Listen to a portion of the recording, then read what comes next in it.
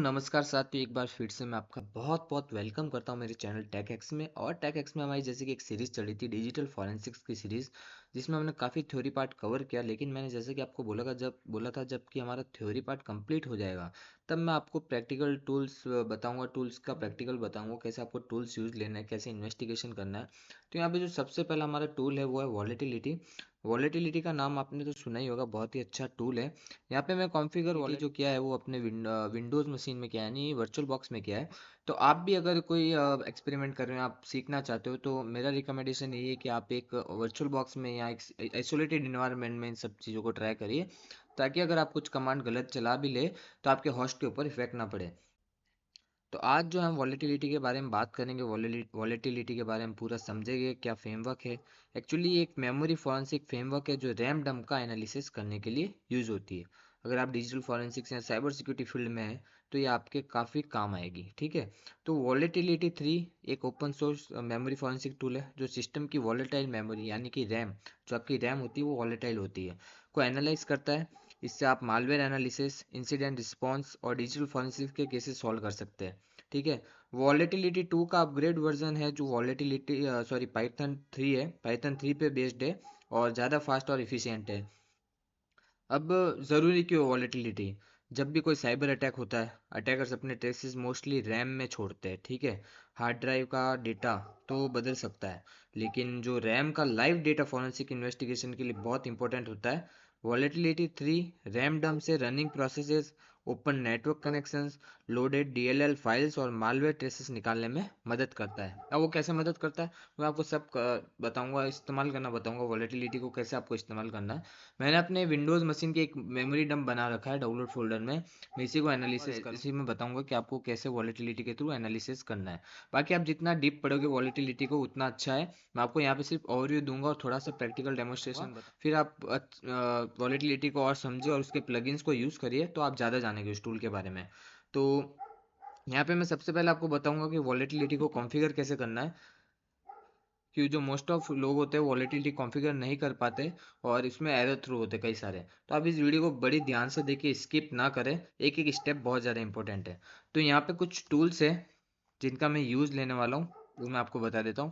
पहले तो V S build है, इसको मैं इस्तेमाल करने वाला हूँ, ठीक है। इसका एरर कई बार देखने को मिलता ही मिलता है और जब आप वॉलेटिलिटी इंस्टॉल करते हो, तो इससे अच्छा आप इसको पहले से इंस्टॉल कर लो।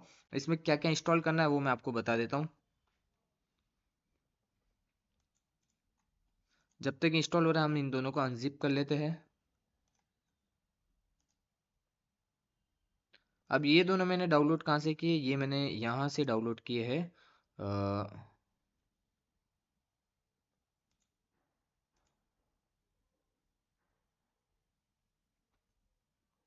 ये मैंने जो है वॉलेटिलिटी का फोल्डर यहाँ से डाउनलोड किया। अगर आप लिनक्स में यूज़ कर रहे हो तो आप गिट गिट क्लोन करके ये कॉपी कर सकते हो। बट मैं विंडोज़, मेरे केस में विंडोज़ यूज़ कर रहा हूँ तो मैंने इसकी जिप डाउनलोड की है। और उसके बाद इसमें जो सबसे बड़ा एरर आता है वो सिंबल टेबल का आता है। यानी आप जब वॉलेटिलिटी डाउनलोड करते हो, आप इमेज को एनालिसिस करने चाहते हो, तो एक सिंबल टेबल का एरर थ्रू होता है, तो अगर आपने सिंबल टेबल कॉन्फ़िगर नहीं कर रखी होती है तो इसमें तीन तरह की सिंबल टेबल होती है। पहली हमारी विंडोज़ की होती है, मैक की होती है और लिनक्स की होती है। आप डिपेंड करता है कि आप कौन से सिस्टम की इमेज जो है वो एनालिसिस करो। अगर विंडोज़ की इमेज है तो आप विंडोज़ की टेबल डाउनलोड कीजिए, मैक की है तो मैक की कीजिए और लिनक्स की है तो लिनक्स की कीजिए। डाउनलोड करके जहाँ भी डाउनलोड हो रही है उनको डाउनलोड फोल्डर में रखना है आपको। पहले तो डाउनलोड फोल्डर में अगर आपकी डाउनलोड लोकेशन है तो वहाँ रहने दीजिए। फिर इनको अनजिप करके विंडोज़ वाली जो फाइल है जो आपने डाउनलोड की सिंबल टेबल, वो वॉलेटिलिटी वाले फोल्डर में जाना है। उसके अंदर एक वॉलेटिलिटी 3 का फोल्डर है, उसके अंदर एक सिम्बल्स करके एक फोल्डर है, वहाँ पे इसको पेस्ट कर देना है। सिंपल सा स्टेप है। फिर उसके बाद ये माइक्रोसॉफ्ट बिल्ड में आपको सबसे पहला ये एक सिंगल चेक करना है और इसमें 5 चीज़ आनी चाहिए। एक तो C++ testing tools core features, C++ सी मेक टूल्स, विंडोज 11 SDK और MSV V143, ये इंस्टॉल करना है आपको सिंपली। उसके बाद आप यहाँ से बैक चले जाइए। एक चीज़ और, आपके सिस्टम में जो है पाइथन इंस्टॉल होना बहुत ज़रूरी है। यहाँ पे जो पाइथन है मैंने माइक्रोसॉफ्ट स्टोर से डाउनलोड किया है। यहाँ आप ऑफिशियल पाइथन की वेबसाइट से भी डाउनलोड कर सकते हो। फिर हमें क्या करना है, हमें खोलना है कमांड प्रॉम्प्ट और कमांड प्रॉम्प्ट खोल के ये चेक करना है कि हमारा जो पाइथन है वो और कमांड प्रॉम्प्ट को एज आपको एडमिन रन करना है। ओके। मैं सारे टूल्स जो मैं यूज़ कर रहा हूँ मैं उनका लिंक डिस्क्रिप्शन में आपको प्रोवाइड कर दूंगा। यहाँ पे आप सिंपल सा लेके PYTHON Python 3, ओ सॉरी, PYTHON Python 3 और टाइप क्यों नहीं हुआ ये, हाँ, फिर आपको डबल हाइफन वर्जन,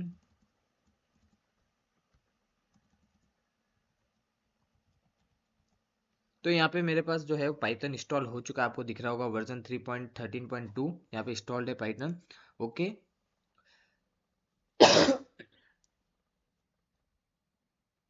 लेकिन हम इसका वेट करेंगे जब तक इंस्टॉल नहीं हो जाता, हम वॉलेटिलिटी को कम।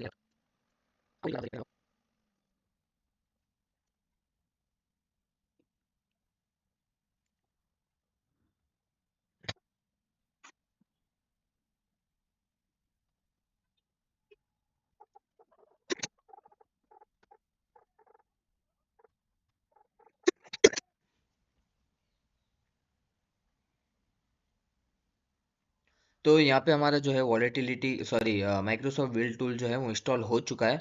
तो हम यहाँ से हम इनको क्रॉस करते हैं और हमारा वापस कमांड प्रॉम्प्ट ओपन करते हैं, और कमांड प्रॉम्प्ट ओपन करके हम इसकी साइज जो है थोड़ी सी बड़ी कर देते हैं। और उसके बाद हम सीडी करके वापस थोड़ा सा बैक जाते हैं और थोड़ा सा बैक जाते हैं। हम वहाँ जाएंगे जहाँ जहाँ हमारी इमेज पड़ी और जहाँ हमारा वॉलेटिलिटी पड़ा है। तो नहीं सॉरी, आपको वहाँ जाना है जहाँ पे आपका वॉलेटिलिटी टूल पड़ा है। इमेज की लोकेशन आप कहीं से भी दे सकते हैं। तो CD करके सॉरी यहाँ पे DIR करके यहाँ पे हम पहले देख लेते हैं, हमें यूजर्स में जाना है क्योंकि डाउनलोड का फोल्डर जो होता है हमारे यूजर्स में होता है। ओके, फिर यहाँ पे एक बार वापस DIR करेंगे और हमें जाना है बॉय में। बॉय के अंदर बॉय यूजर हो गया, और हम बॉय के अंदर चले गए, फिर से हमने डिलीट किया, उसके अंदर डाउनलोड में गए, डाउनलोड्स में गए तो यहाँ पे जो है खूब सारे फोल्डर आ गए। ओके, तो यहाँ पे आपको ये वाला उठाना है जो अनजिप किया था हमने, इसको करना है। फिर यहाँ पे जो है PYTHON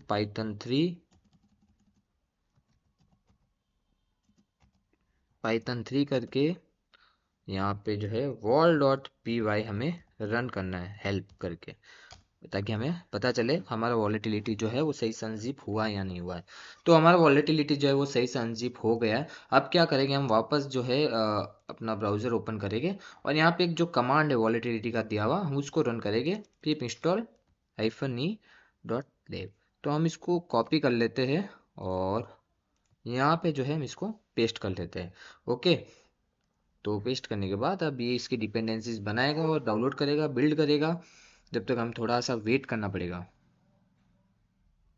तो अगर आपको मेरी वीडियो सच्ची में अगर दोस्तों पसंद आ रही है, आपको अच्छा लग रहा है मेरा चैनल, फॉरेंसिक्स के अंदर आप इंटरेस्ट ले रहे हो, आपकी फील्ड अच्छी लग रही है, तो प्लीज़ मेरे चैनल को सब्सक्राइब कीजिए, लाइक कीजिए और शेयर कीजिए। बेल आइकन पे प्रेस करके रखिए ताकि आपको नए नए अपडेट्स मिलते रहे। वीडियोज़ के बारे में, ऐसे टूल्स के बारे में मैं वीडियोज़ निकालता रहूँगा। इस सीरीज़ को बहुत सारे टूल्स अभी बाकी है इस सीरीज़ में, वो सारे मैं कंप्लीट करवाऊँगा।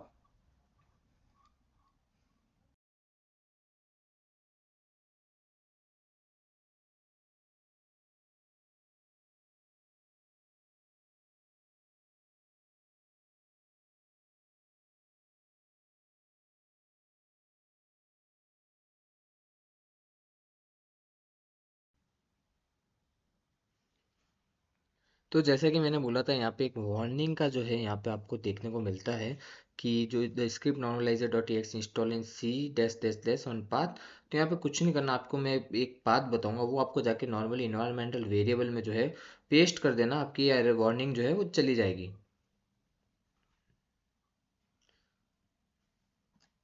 तो मैं आपको बता देता हूँ कि आपको कौन सा पाथ ऐड करना है यहाँ पे। मैं आपको नोटपैड पे बता देता हूँ, मैंने सेव करके ही रखा है। तो आपको क्या करना है, पहले तो फाइंड डायरेक्टरी जो योर स्क्रिप्ट आर लोकेटेड, जहाँ पे आपकी स्क्रिप्ट लोकेटेड है पाइथन की बेसिकली। तो पहले तो क्या ना, ये वाला पाथ आप ऐसे कैसे एज इट इज कॉपी कर सकते हैं, ये जैसे दिया हुआ वैसे वैसे इसको कॉपी कर लीजिए, कहीं लिख लीजिए। यहाँ पे बस ये जो बॉय लिखा हुआ है इसको चेंज करना आपको, और कुछ चेंज करने की ज़रूरत नहीं। अगर आपने डाउनलोड फोल्डर्स में इंस्टॉल किया है तो ये बॉय को बस आपको चेंज करना है, या पाइथन जो आप बाय डिफ़ॉल्ट आपका सी में ही इंस्टॉल होता है, तो आप ये पाथ कॉपी कर सकते हैं। आपका पाथ 100% चलेगा ही चलेगा। बस बॉय की जगह आपका यूज़र नेम डालना है यहाँ पे, जो आपका सिस्टम का यूज़र नेम है। मैं फिर बोल रहा हूँ, यहाँ पे यूज़र नेम जो है वो आपका डालना है, जो आपके सिस्टम का यूज़र नेम है वो आपको यहाँ पे डालना है। तो मैं ये पाथ कॉपी करता हूँ यहाँ पे,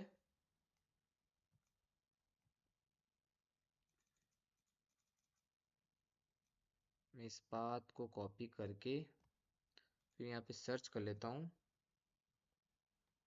इन्वायरमेंटल वेरिएबल जो है यहाँ पे मेरा आ गया।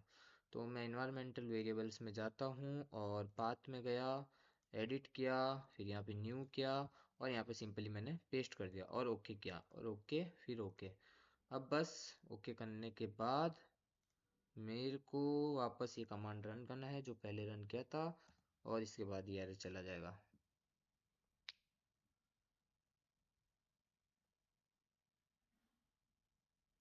तो आपने जैसे नोटपैड पे देखा, आप फिर से सुनिए। वहाँ पे जो है यूजर नेम की जगह आपका सिस्टम का यूजर नेम डालना है, वरना आप बॉय डालोगे तो वो तो मेरे सिस्टम का है तो आप बोलोगे एरर आ रहा है। तो अभी यहाँ पे सिर्फ एक वर्ल्ड डॉट टीएक्सी का आ रहा है, तो ये एरर, ये वार्निंग है, इसकी कोई इशू नहीं इतना, और इसको रहने दे सकते हैं। और यहाँ से आप जो है वॉलेटिलिटी चलाना स्टार्ट कर सकते हैं। मैं इन सबको क्लियर कर देता हूँ। बट ओके, अब इन सबको क्लियर कर देते हैं CLS करके। और हम अभी चलाते हैं volatility P Y Python Python 3 vol dot P Y.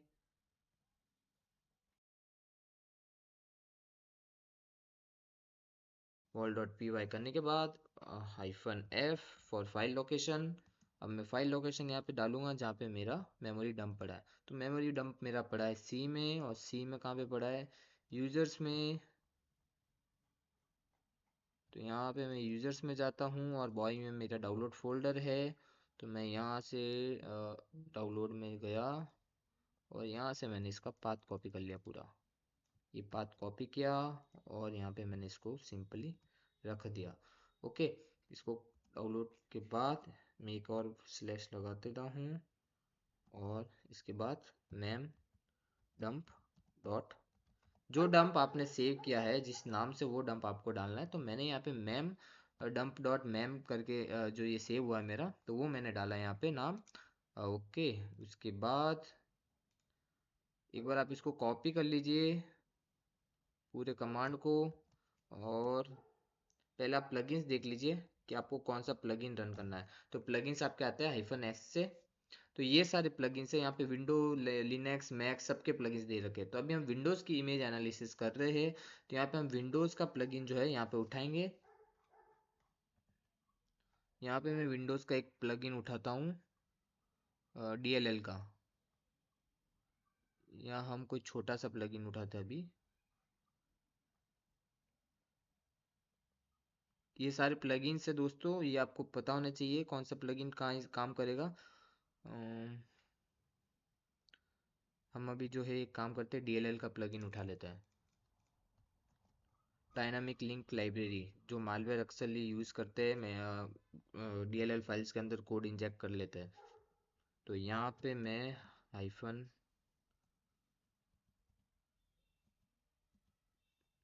F को हटा के थोड़ा सा स्पेस दे देता हूँ, और यहाँ पे पहले तो ये डाल लेता हूँ, और फिर मैं यहाँ पे वापस पाथ जो है वो यहाँ पेस्ट कर लेता हूँ। तो पाथ क्या था मेरा, तो ये मेरा पाथ है। यहाँ पे इस पाथ को पेस्ट किया और मैंने वापस मैम डम डॉट MEM लिखा, और ये जो स्पेस है मैं इसको हटा देता हूँ। स्पेस का बहुत मैटर है, आप स्पेस थोड़ा सा ध्यान रखिएगा। अब मैं इसको रन करता हूँ।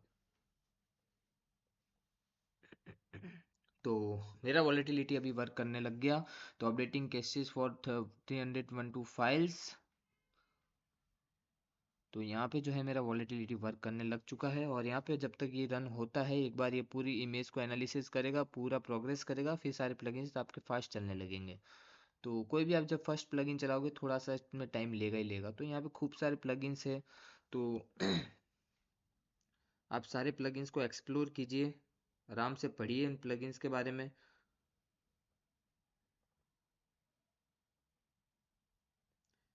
कुछ प्लगइन्स के बारे में मैं आपको बता देता हूँ।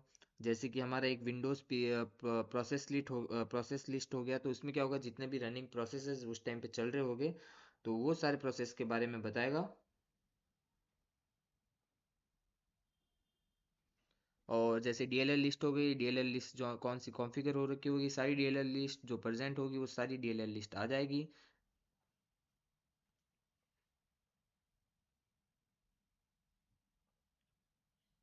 अगर कोई विंडोज़ में हिडन या टर्मिनेटेड प्रोसेस ढूंढना है आपको तो आप पीएस लिस्ट का यूज़ कर सकते हो। या आपको नेटवर्क कनेक्शन से आइडेंटिफाई करने हैं तो आप नेट स्कैन का यूज़ कर सकते हो। तो यहाँ पे नेट स्कैन का भी प्लगइन होगा ही होगा। अभी हमें ढूंढना पड़ेगा नेट स्कैन का प्लगइन कहाँ है विंडोज़ का। तो इसमें में थोड़ा सा ऊपर जाना होगा। ये रहा। तो कहाँ गया net scan, net scan, net scan, अभी तो यही था। ये रहा नेट स्कैन वाला plugin, scan for network object present in particular Windows memory images. और अगर आपको डीएलएल लिस्ट देखनी है तो डीएलएल का प्लगइन मैंने आपको बता दिया है। अगर आपको ओपन फाइल्स एंड रजिस्ट्रीज की के बारे में देखना है तो आप विंडोज हैंडल्स का यूज़ कर सकते हो। अगर आपको हिडन मालवेयर इंजेक्टेड कोड को फाइंड करना है तो आप माल फाइंड प्लगइन का यूज़ कर सकते हो। अगर आपको प्रोसेस के कमांड लाइन आर्ग्यूमेंट्स को पता करना है तो आप Windows command line plugins use कर सकते हो। अगर आपको क्या बोलते हैं इंपॉर्टेंट फॉरेंसिक आर्टिफैक्ट जैसे कि आपका लोडेड रजिस्ट्री हाइप्स को देखना है, ह्यूज को देखना है तो आप रजिस्ट्री हाई लिस्ट को प्लगइन वाले इसको यूज़ कर सकते हो। अगर आपको विंडोज़ रजिस्ट्री प्रिंट कीज देखनी है लाइक रजिस्ट्री की का डेटा देखना है कि तो इसके लिए कौन सा प्लगइन यूज़ होगा, इसके लिए आप यूज़ कर सकते हो प्रिंट की। तो ऐसे खूब सारे प्लगइन्स से खूब सारे प्लगइन्स यहाँ पे दे रखे हैं विंडोज़ के। तो आप एक एक करके सभी को एक्सप्लोर कीजिए और एक एक बार सभी इमेज आपकी जो आपने इमेज बनाई है विंडोज़ की उसके ऊपर ट्राई कीजिए।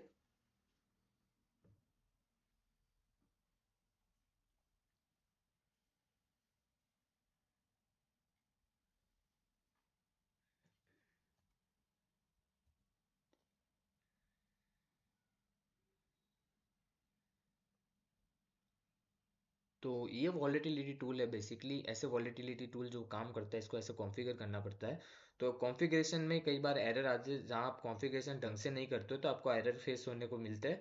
तो आप ऐसे कॉन्फ़िगर कर सकते हो। आपने अगर वीडियो स्किप नहीं की है तो आपको पता चल गया होगा कि इसको कैसे कॉन्फ़िगर करना है।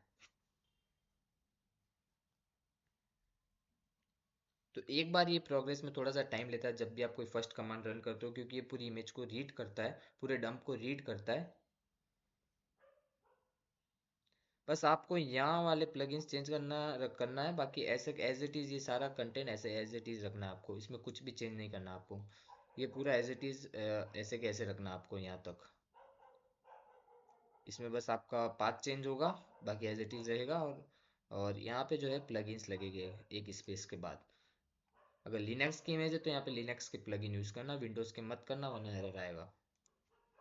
अगर आपको कोई भी डाउट लगे, आपको ये पता नहीं चल रहा है पाथ किसका है क्या है, तो आप मेरा डिस्क्रिप्शन एक बार ज़रूर पढ़ लेना। मैंने डिस्क्रिप्शन में सारी डिटेल मेंशन कर दूंगा। आपको कोई भी एरर फेस नहीं होगा। एक बार डिस्क्रिप्शन रीड करके वीडियो को प्रॉपर देख के फिर इंस्टॉलेशन कीजिए तो आपका वॉलेटिलिटी इंस्टॉल भी होगा और रन भी होगा। अगर आपको फिर भी कोई एरर थ्रो होता है तो आप मेरे को कमेंट करके बता सकते हैं। मैं आपका कमेंट का रिप्लाई करूंगा और आपको बता दूंगा कि आपको क्या एरर की प्रॉब्लम क्या है, कैसे सॉल्व होगा वो।